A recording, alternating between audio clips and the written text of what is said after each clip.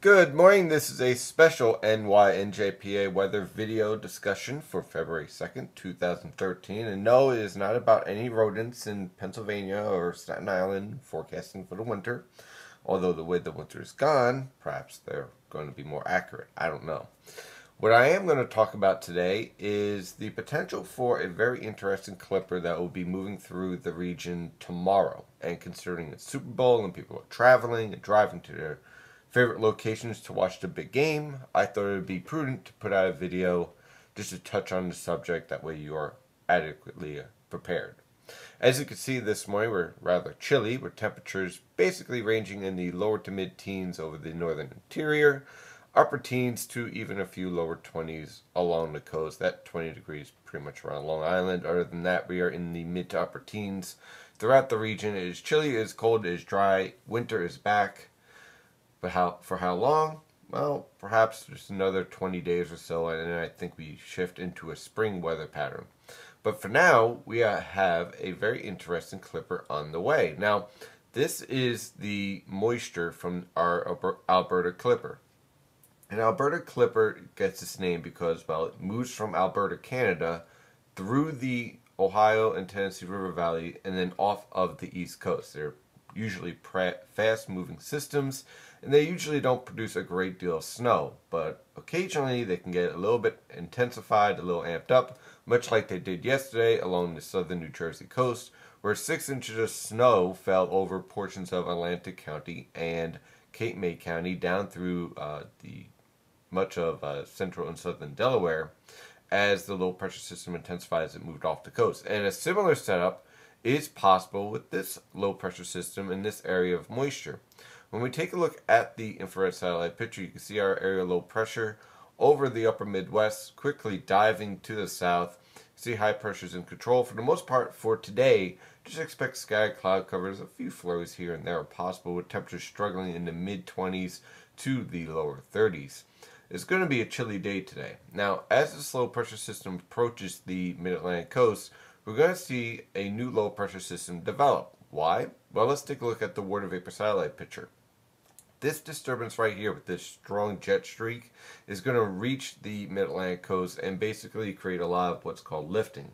And that lifting is going to lead to an area low pressure redeveloping and also what's called an inverted trough. We see this very well with the model guidance here, and I talked about this in great detail in the premium discussions. I'm going to touch on it here. When we move forward towards Sunday morning, this disturbance right here is going to be very important to watch, because this disturbance is going to be like a wall of lifting.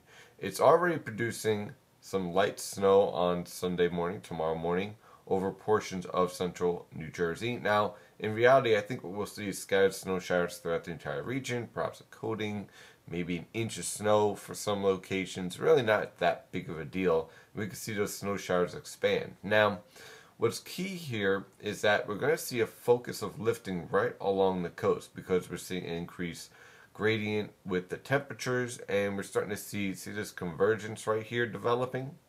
And that's because we're going to see a focus of the strongest lifting towards the mid-Atlantic coast by the evening hours. Look at what happens here. This strong upper level lifting, this strong PVA as we call it, positive vorticity advection, is going to focus right along the coast. And this is kind of like a tidal wave of lifting. And it has me concerned because what we'll probably see here is scattered snow showers around the region, but watch this band right here, okay? This band right here is going to be capable of producing some moderate to heavy snowfall, and it's being supported at all levels of the atmosphere. So my concern here is that the immediate New Jersey coast on up through Long Island could see a period of moderate, possibly even heavy snow developing tomorrow afternoon through tomorrow evening that could produce some significantly accumulating snowfall, much like what happened yesterday in southern New Jersey. Slightly different dynamics, but the same threat. And with the trough going negatively tilted like this, which basically means it's going from southeast to northwest, that slows down the progression of the low pressure system exiting and also this low level inverted trough. So there's a lot of warning signs here that we're going to have to keep an eye on. And as a result, here is the forecast I have out, the public forecast. Again, the further north you are, the less of an issue this is. A trace, maybe an inch of snow at most. Really not that big of a deal around Hartford, around central Connecticut, back through the Hudson River Valley and northeastern Pennsylvania.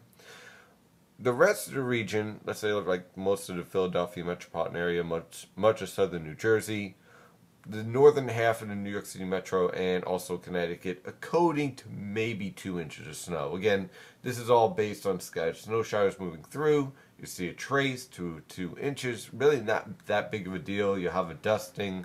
It's not going to be that major of an event for you. Go out, have some wings, don't worry about it.